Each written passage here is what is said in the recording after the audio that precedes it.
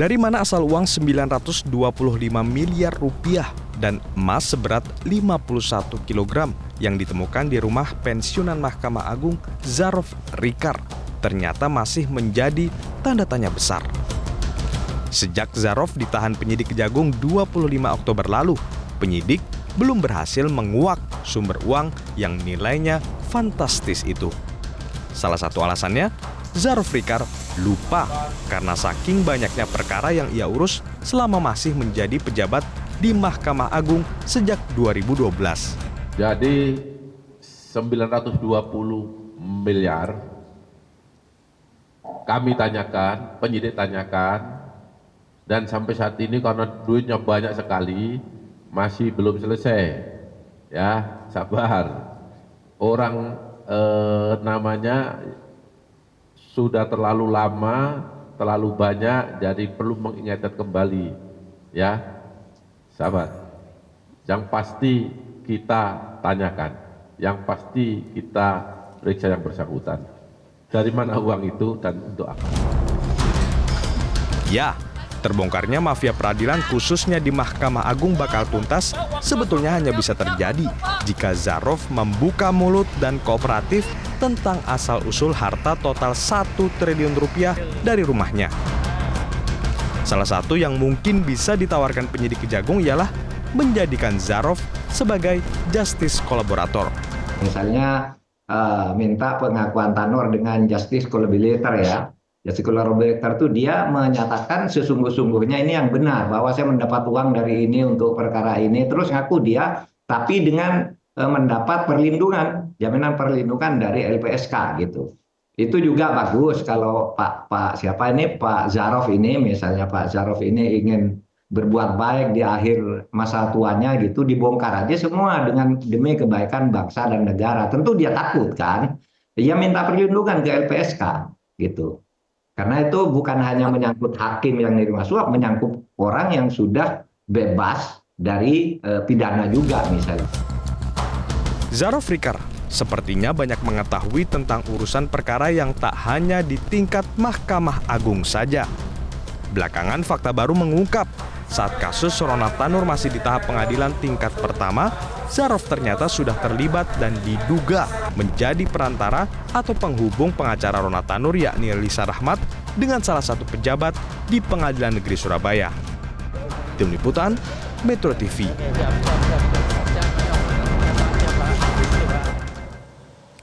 Pemirsa, Kejaksaan Agung diminta fokus membongkar tuntas sumber dana hampir 1 triliun rupiah yang ditemukan di rumah eks pejabat Mahkamah Agung Zarof Rikar. Zarof diduga kuat sebagai maklar kasus yang kerap membantu pihak yang sedang berperkara di MA. Apakah penangkapan Zarof dapat menjadi pintu masuk untuk mempidanakan para mafia peradilan? Sudah bergabung bersama kami mantan pimpinan KPK Saud Situmorang dan pakar hukum pidana sekaligus mantan hakim Asep Iwan Iriawan. Selamat malam Bang Saud, Kang Asep. Selamat malam, Pak Saud. Selamat malam, Ling. Malam, Oke, baik. Bang Saud, tadi kita sudah dengar dari Kejaksaan Agung diminta untuk bersabar karena saat ini Kejaksaan Agung masih mendalami dari mana sebetulnya sumber uang yang jumlahnya 925 miliar karena Zarof sendiri lupa katanya. Tapi ada metode pembuktian terbalik yang katanya akan ditempuh oleh penyidik Kejagung. Apakah itu akan efektif untuk membongkar sumber dana 1 triliun yang diterima oleh Zarof? Iya, by common sense, kan banyak cara yang bisa digunakan ya untuk meneliti itu. Apakah katakanlah mempelajari pada masa yang bersangkutan itu dari tahun berapa ke berapa. Karena uang itu nggak datang 1 bulan tentunya ya, nggak datang juga 2 bulan gitu. Terus modus yang bersangkutan juga, katakanlah kemarin itu kan untuk kasus yang pembunuhan ini kan itu uang udah dipegang sama yang bersangkutan, tinggal diberikan ke 3 hakim kalau tidak salah begitu. Jadi dia biasa mungkin modusnya ngambil, simpen di rumah dulu, baru nanti didistribusi. Kita nggak tahu bagaimana nanti itu ngambilnya 3, ngasihnya 2, kita juga nggak tahu ya kan. Atau ngambilnya 10, ngasihnya 2, terus sisanya ditaruh di rumah, kita juga nggak tahu. Nah itu kan bagi common sense itu sangat gampang untuk mempelajarinya. Nggak usah lah katakan harus ada justice collaborator juga syaratnya kan dia tidak pemain utamanya gitu.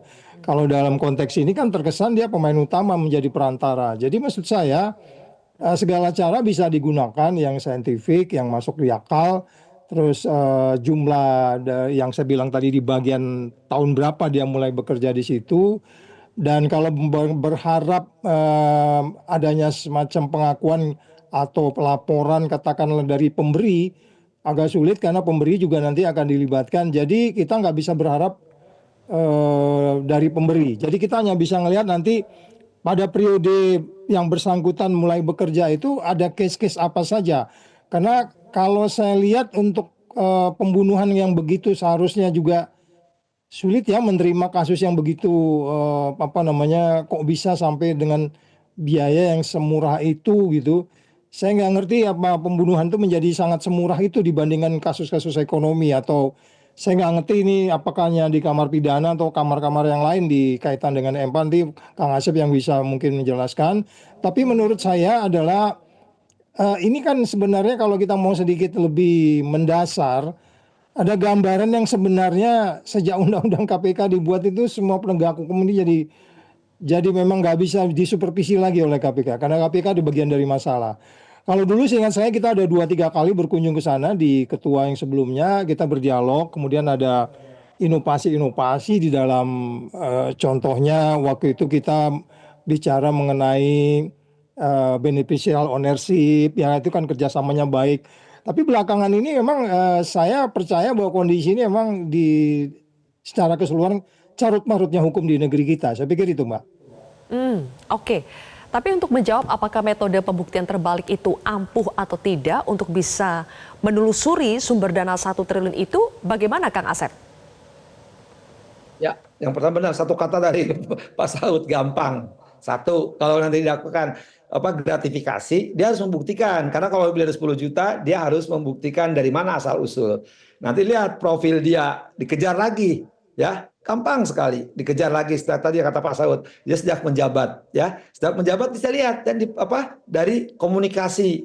Kan handphonenya, providernya bisa dibuka. Lebih gampang lagi, ya. Dia beli rumah tuh di Senayan. Nah, tahun berapa, dari siapa? Cek ke PPAT-nya, ya, PPAT ya, yang mencatat pembuat tanah. Tahun itu ketika dia melaporkan LHKPN dan SPT, ketika ada 2 dibelikan untuk itu. Lebih jauh lagi, gampang. Selama periode dia masih sebelum pensiun atau setelah pensiun, ya, yang paling gampang apa? Ketika dia melakukan perjalanan dinas, ya, dengan siapa gitu kan, itu bisa dibuka. Jejak digital itu sangat dibuka. Itu yang bisa dibuka secara ilmu pengetahuan atau secara pembuktian dimungkinkan. Kalau menurut saya justru yang paling gampang sekarang itu, ya, dengan kondisi si Richard ini begini, itu saya kira kejaksaan udah punya polanya. Pasti pelan-pelan saya berhasil. Tidak mungkin akan selamanya mengatakan lupa, ya. Ambil contoh gini. Jaksa masih punya data. Udah gampang lah. Perkara yang 2-3 tahun terakhir yang sering Metro beritakan, tinggal ditanya apakah ikut cawe-cawe apa enggak. Kalau enggak, misalkan nanti kan kejaksaan punya tuh intelijennya. Nah, komunikasi yang terakhir itu bisa dapat juga. Artinya untuk membuktikan uang yang sekian itu dari mana. Nggak mungkin lah semuanya lupa. Tapi minimal perkara, saya sebut aja lah 3 atau 5 perkara menarik. Tidak mungkin dia lupa. Karena itu menarik perhatian publik, ya. Nah, ketika menarik publik, nah, kejaksaan pasti punya data itu dari HP tadi, dari LHKPN, dari SPT, dari komunikasi. Nah, komunikasi tidak di HP, perjalanan dia melalui, katakanlah melalui pesawat misalkan, atau lebih gampang lagi, dia kan udah ketahuan tuh di money changer mana, itu pasti ada datanya kan di money changer. Kita kemudian pasti minta KTP, ada jamnya, ada CCTV-nya. Jadi semua data itu merupakan dokumentasi elektronik, informasi elektronik yang satu sama lain kelak akan berkaitan. Dan itu saya kira kejaksaan pengalaman lah soal begituan mah. Jadi saya berharap kita pelan-pelan sabar supaya nanti membuka kejahatan yang lebih besar yang sering saya katakan. Ya, ini relasinya relasi kalau horizontal sudah terbuka, diagonal sudah mulai terbuka. Ini yang vertikal, ya, yang kaitannya dia dengan, ya, yang ada di sana gitu kan, di gedung Mang Asep tadi kan. Nah, ketika di gedungnya MA Mang Asep tadi, dia pernah ada komunikasi, ya, relasi, ya, dan jejak digital bisa dibuka. apapun tidak bisa dihindari. Richard tidak akan bisa mengatakan tidak ketika nanti jaksa memperlihatkan ini loh alat buktinya, ini loh barang buktinya. Dan saya pikir, saya percaya sama kejaksaan. Perkara ini sangat mudah ya, kalimat tadi kalimat kalau Pak Saud mengatakan gampang kok ya. Tinggal bagaimana nanti penyidik kejaksaan itu melakukan. Tapi itu memang butuh waktu ya, karena harus pelan-pelan. Karena pembuktiannya nanti di pengadilan kan, di pengadilan jangan sampai nanti mereka kan sekarang mempersiapkan. Kalau dibilang sama saya semua, mereka pasti mempersiapkan sekarang. Oh ini Asep ngomong gini, Pak Saud ngomong gini. Nah makanya saya juga hati-hati. Cuman saya ngasih clue-nya aja. Minimal 5 perkara menarik perhatian ya, yang 2 atau 3 tahun terakhir atau zaman COVID lah sampai sekarang. Nah apa ada relasi nggak dengan perkara? Dibuka aja itu. Pasti kejaksaan punya kok.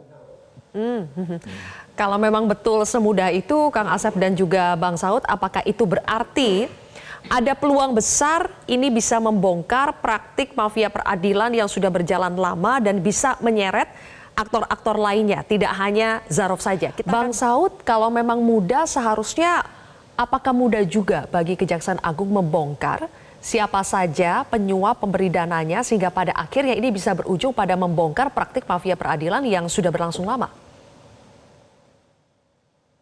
Ya, itu tergantung karena sebelumnya juga kan udah ada beberapa case ya yang sudah kita mulai waktu itu yang terkaitan dengan sekjen dan sekjen berikutnya juga. Sehingga tapi kan peristiwa ini masih terus berulang-ulang gitu. Jadi kayak seperti patah tumbuh hilang berganti gitu. Mati satu tumbuh 1000, kayaknya kesannya begitu. Jadi ini yang menurut saya tantangan buat kita ke depan, apa yang kita sebut sebagai pemberantasan korupsi itu secara sustainable. Jadi tapi agak berat juga kalau kita memberikan ini hanya kepada instrumen yang ada di Kejaksaan Agung. Pada bagian lain KPK bisa mensupervisi seperti apa, mengkoordinasi seperti apa, dan kemudian kalau kita katakanlah memonitor ini juga tidak gitu. Karena mereka sendiri bagian dari masalah. Jadi kalau kita berharap kan kita sudah banyak mengalami perjalanan case-case besar seperti ini, pada akhirnya hanya pada intinya gitu. Jadi benar-benar pekerjaannya di bubur panas dari pinggir ke tengah, habis ke tengah nggak ke pinggir lagi. Jadi maksud saya ini masih tergantung pada bagaimana secara keseluruhan ya of course kepemimpinan nasional kita. Tapi kita untung udah beberapa hari menyebut terus bahwa ini harus kita selesaikan karena bagaimanapun indeks persepsi korupsi 34 itu kan cara kita menegakkan penegakan hukum kita dapatnya cuma 24, kecil banget gitu loh. Indeks persepsi 34, cara kita menjalankan hukum itu dapatnya 24 dari World Justice Project. Dan ini kan yang begini ini sangat mewarnai nanti indeks persepsi ke depan. Barang beberapa bulan ke depan akan diumumkan. Jadi maksud saya, tapi nggak juga kita bisa serahkan ini sepenuhnya kepada katakanlah kejaksaan semata. Kalau kita lihat ini penyidikannya kan dimulai dari kepolisian, ya kan? Atau kasus ini kalau kasus pembunuhannya ya. Jadi ada banyak hal-hal yang sebenarnya tidak kita bisa membiarkan kejaksaan berdiri sendiri untuk menyelesaikan ini. PPATK bagaimana dukungannya? Mereka datanya rapi nggak? Iya kan? Mau nggak mendistribusi hal-hal yang suspicious dalam kaitan transaksi yang bersangkutan? Ya, karena kita tahu juga kemarin beberapa diumumkan ternyata nggak ada follow up-nya dan kemudian PPATK-nya juga selesai. Jadi maksud saya ini nggak bisa kita anggap selesai begini aja kalau kita yang lain nggak ikut. Demikian juga di DPR-nya. Bagaimana? Ini kan indeks persepsi korupsi itu yang dinilai kan semuanya. Jadi artinya apa yang dilakukan oleh kejaksaan saat ini kita apresiasi mereka dalam kaitan case-case yang menyangkut penegak hukum karena itu yang sangat mewarnai isu pemberantasan korupsi.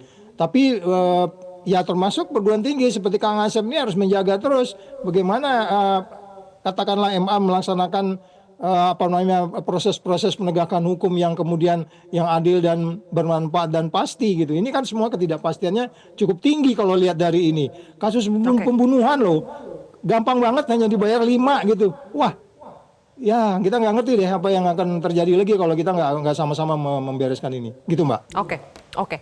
Ya, seperti kata Bang Saud ya, kita apresiasi apa yang sudah dilakukan oleh Kejaksaan Agung. Paralel dengan kasusnya Zarov, Kejagung itu juga terus mengungkap penyuap 3 hakim yang membebaskan Ronald Tanur. Makanya sekarang sudah ada ditemukan keterlibatan ibunya Ronald Tanur. Ada lagi kita lihat bagaimana Kejaksaan menangani kasus viral lainnya seperti kasus Tom Lembong. Tapi Kang Asep, apakah khusus untuk kasus Zarov ini, Kejagung seharusnya punya target besar yaitu sampai membongkar sumber dana hampir 1 triliun itu dari mana? Sehingga ini adalah betul-betul menjadi pintu masuk untuk membongkar, mempidanakan para mafia peradilan. Saya percaya yakin Kejaksaan Agung bisa membongkar. Mungkin saat ini saya akan berbeda dengan Pak Saud. Nggak usah pakai KPK, Pak Saud. Sekarang saya udah nggak percaya sama KPK, bubarkan saja KPK itu ya. Udah nggak ngaruh, nggak penting di Republik ini. Sama kelakuannya lebih parah gitu kan. Nah, saya percaya sama Kejaksaan Agung. Sekarang gini, datanya gampang. Dulu kan ada si Nuradi, kemudian ada juga Sekretaris Berikutnya si Hasbi, ada si Hakim Agung, si Gajalba. Pegang dulu. Polanya itu, ya. Jadi mereka terima duit dari perkara ya. Nah, kemudian si Rikan ngomong itu dari perkara, artinya perkara-perkara itu jebol dong, lolos.